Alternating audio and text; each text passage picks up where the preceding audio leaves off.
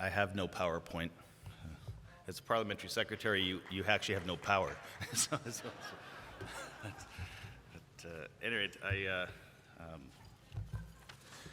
I'd like to first of all, I'm standing in today for the Minister for Families, Children, Social Development, Jean-Yves Duclos, and as well for my colleague Patty Hadou, whose presence here.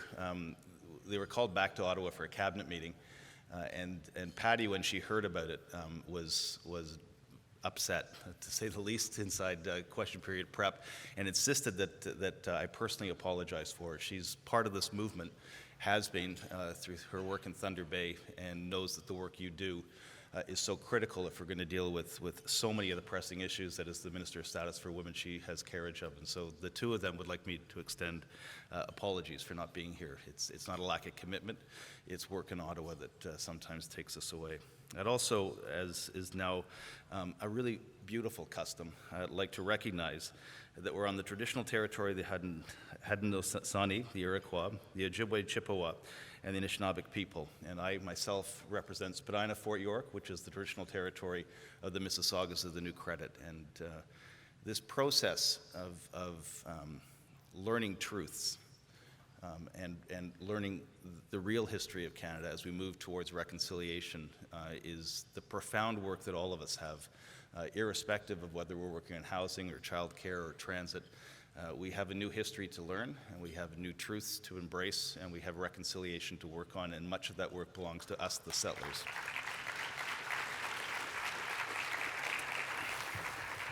I'd also like to recognize my colleague from the House of Commons, Irene Matheson, here. Liberals and New Democrats really go at it a lot, perhaps because we share so many good, strong values, certainly around housing, and it is always good to know that there's a party in the House that's pushing you to be better, pushing you to be stronger and do things faster on the issues of housing. Irene and the NDP are allies in changing this country's approach to housing and have often corrected us as Liberals when we've made bad mistakes, and so I'd like to recognize her presence here. It's also the city of her riding.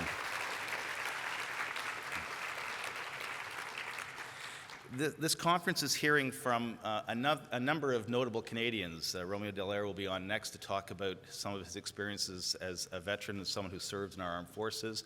We heard from Clara Hughes.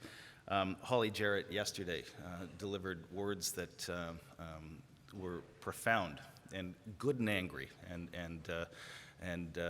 that anger is well placed, and it's our job to endure its truth and help her transform this country into one that we can truly be proud of. I stand here today to give you a quick snapshot of what we're doing as a federal government on housing. But before I start, the homeless memorial that we were at last night, in my office there's a picture of a woman who we all knew as Kat. Her name was Mary. She passed away on the streets of Toronto. She was murdered. She's one of the many missing and murdered Indigenous women who we are currently trying to solve as a crisis in this country and through the inquiry prevent it from ever happening again. She lived in and out of shelter. She was in and out of sobriety. She was being chased quite clearly by demons that even she, I don't think, could describe at all times. But the picture was given to me by Anishinaabe Health because I spoke about it at my father's funeral. She had known, my dad had sort of struck up a friendship, and I remember had written a column about her existence and showed how difficult it is to get services to stick, to get housing to stick, to get opportunity to stay wide open and available to vulnerable people, especially women living on the street. And I had been a reporter as well, and one day I was doing a story on homelessness after some of the budget cuts in the 90s. And I was talking to some people, and she was part of the crowd on the sidewalk, and this was just a few days before she passed away. And my cameraman called my name, and she said, "You're Colin's son." My father was Colin Vaughan, if you're Torontonian, you'll remember him. And she said, "Can you tell your father that I'm doing better?" And when she was sober, she would go back into homeless shelters and volunteer. She was always reaching back to make sure someone else came with her when she made a breakthrough on sobriety, or when she made a breakthrough on getting housing, when she was working, but she would also end up back on the street at times. And the last time she ended up back on the street, it ended in tragedy. When my father passed away, I had the extraordinary privilege of following on at City TV as a reporter. And the work he did in connecting to people and in raising the issue of homelessness and working with Kathy Crow and others around the declaration of housing and homelessness as a national disaster in the early 90s, I thought I had a legacy to continue that, and it's why I ended up going into journalism. It's why I ended up going into city politics. But there's a much deeper reason as to why I'm standing here today, and I will get to the speech that they so carefully crafted for me, I promise. Especially because some of Mr. Duclos' staff are here, and they might have written it. But you know, when you do work on disability rights, the people in the disability community often refer to us as temporarily abled. And when you do work on homelessness, and you go home to a home at night, or you go back to your family and you visit your relatives in safe housing and good, affordable, and quality housing, you can't help but think, there but for the grace of God go I. There but for the grace of God went I. My parents, loving people, went through one of those classic horrible divorces in the 70s and fought about everything and hired really bad lawyers to make sure we got to see it all up front as kids. But at the heart of it all was a fight over the family home. Now, my parents were immigrants, and no aunts and uncles in this country, no grandparents, just my sisters and me now. Both my parents have passed on, but when my mother and my dad were fighting for that house, my mom lost the house because family law back then was horrible. And women, quite often, as always, are the first to lose housing, the hardest to house, and the last to get housing when new programs roll out. And I had a front row seat to that. I had a front row seat to that because I can remember the day that the decision came down. I can remember my mom walking down the street. I remember sitting in the kitchen window, and we were all waiting with bated breath to find out if we got to stay in the neighborhood, the only neighborhood we knew in the country. And my mother, the minute she sort of turned the corner and came down the street, you could see with the coat slumped over her shoulder and the bag at her ankles, and just walking with a doom that our lives were about to change. My mom had come to the country with virtually no education. She was a tourist, an accidental tourist who stayed. We had no family, and at the height of this divorce, my mother also was diagnosed with cancer. So my sisters and I knew that when this happened, we were about to go off the cliff. And we were about to enter we didn't have grandparents to fall back on. If our mother passed away, that was it. It'd be me and my two sisters. My mom walked into the house that night. It was a March. It was very cold. She walked straight upstairs and just closed her bedroom door. And we were afraid to turn the lights on. And we sat there looking at each other, scared beyond belief, knowing that she had chemotherapy to go to next, and didn't say a word to each other. I remember falling asleep in a cold, dark house, wondering what was going to happen.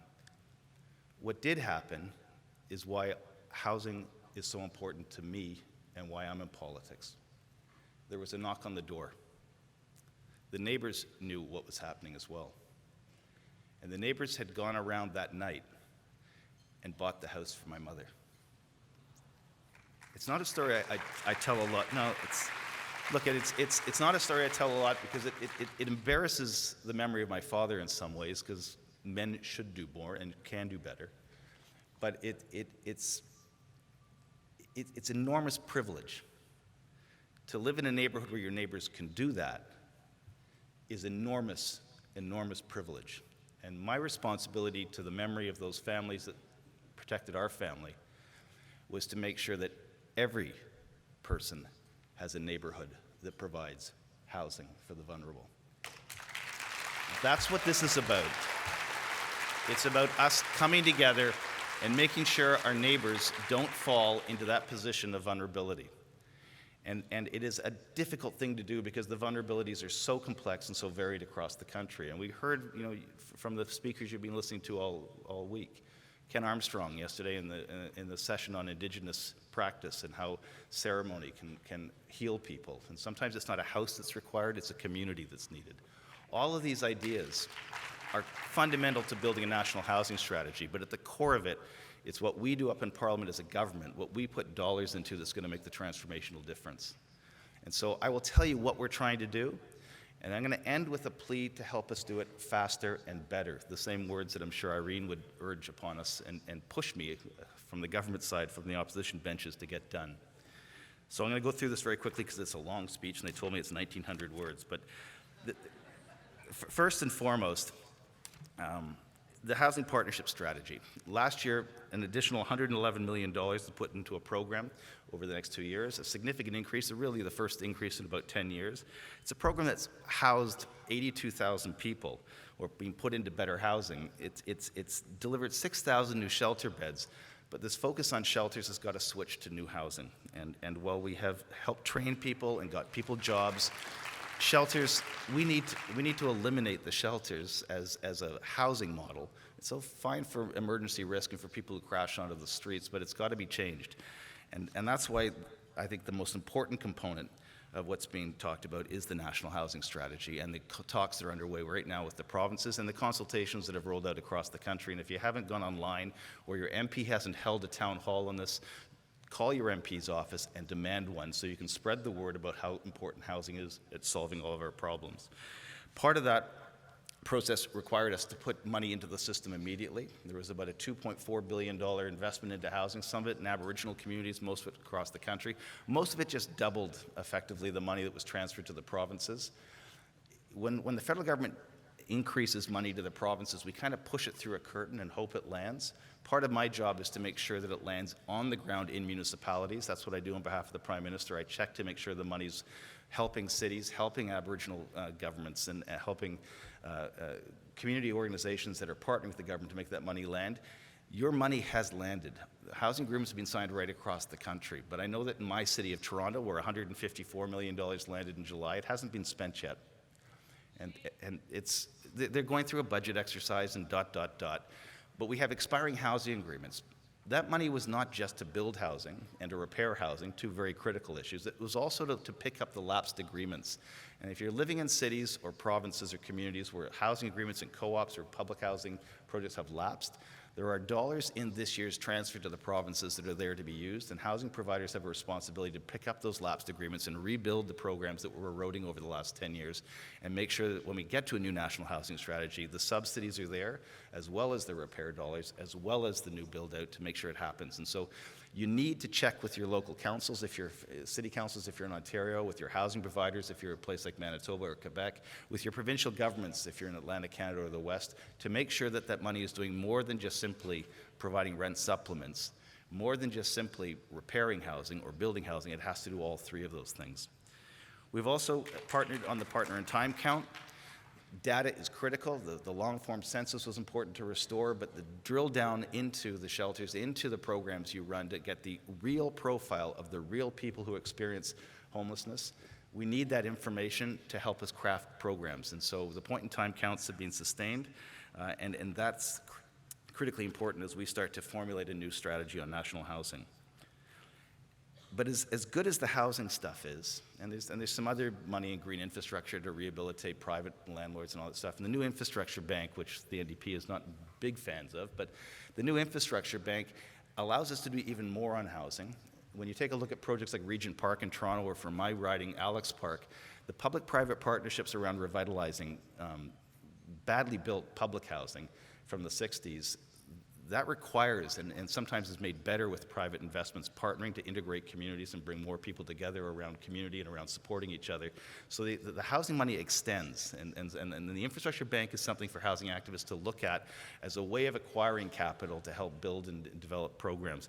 All of these programs are fine, but if they don't deal with poverty, and if you don't use housing to eliminate poverty, we're not going to get very far. And housing alone won't do it.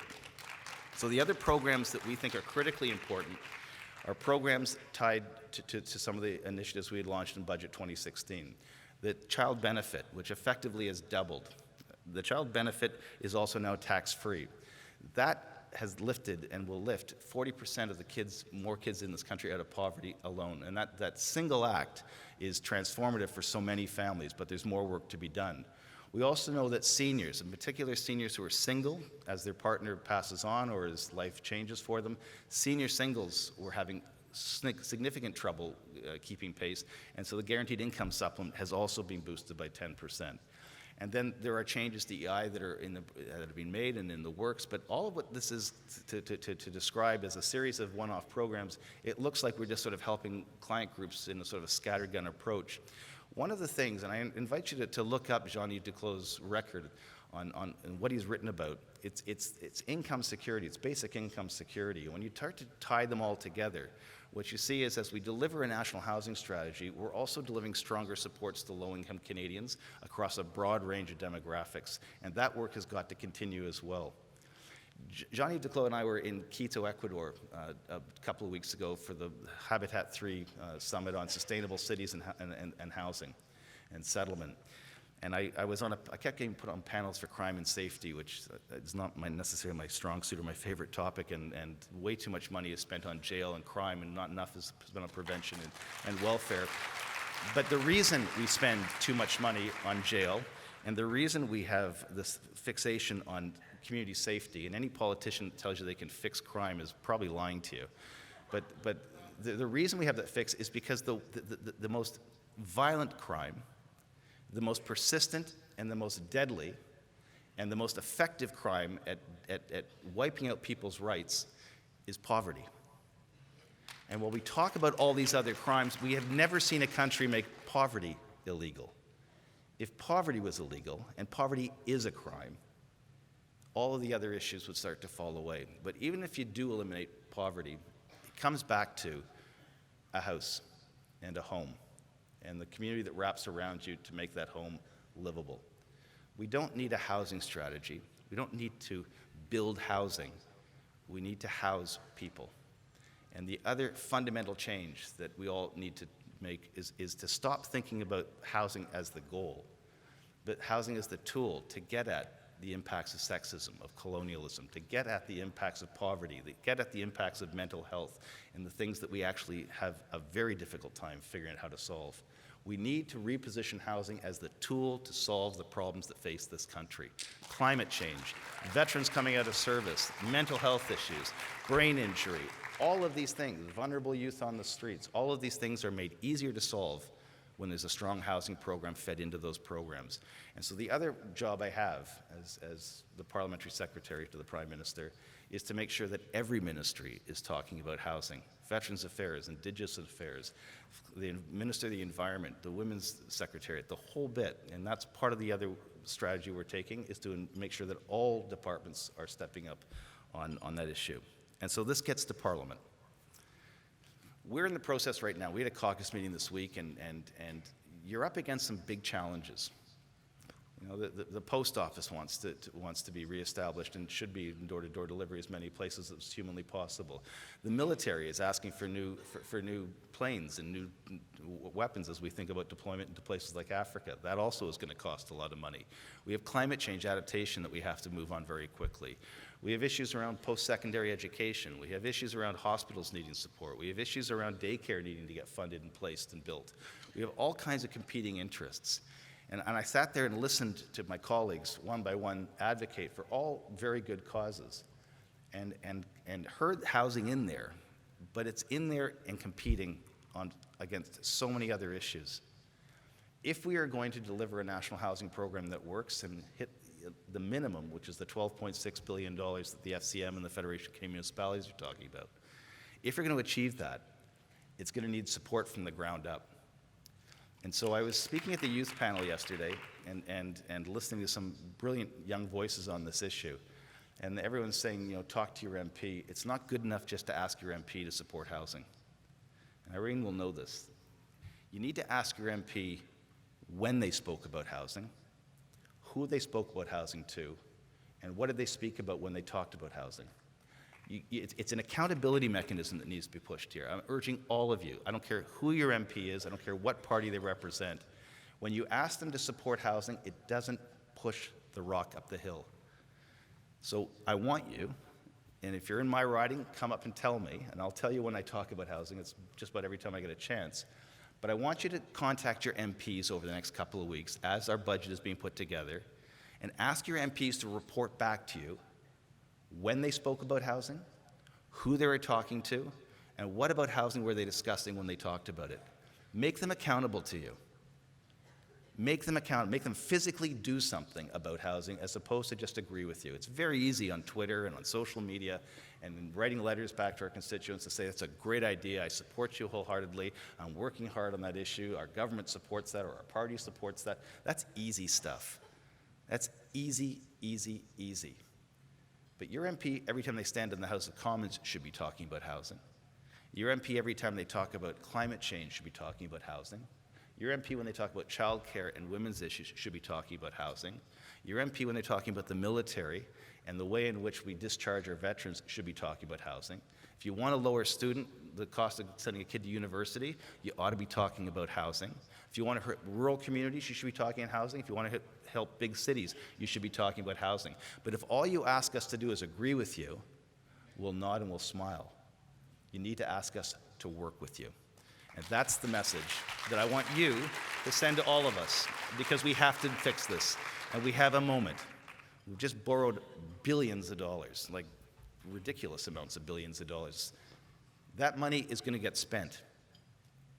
Spending on housing is good for the economy. It's good for the soul. It's good for the people that are here today that have the lived experience. It's good for the country. But it's a good way to get rid of the shelters. And it's a really good way, from my perspective, as a kid who sat in a house with the lights off one night, to make young people in this country realize there's a place waiting for them, and it's called home. Let's get there. Thank you.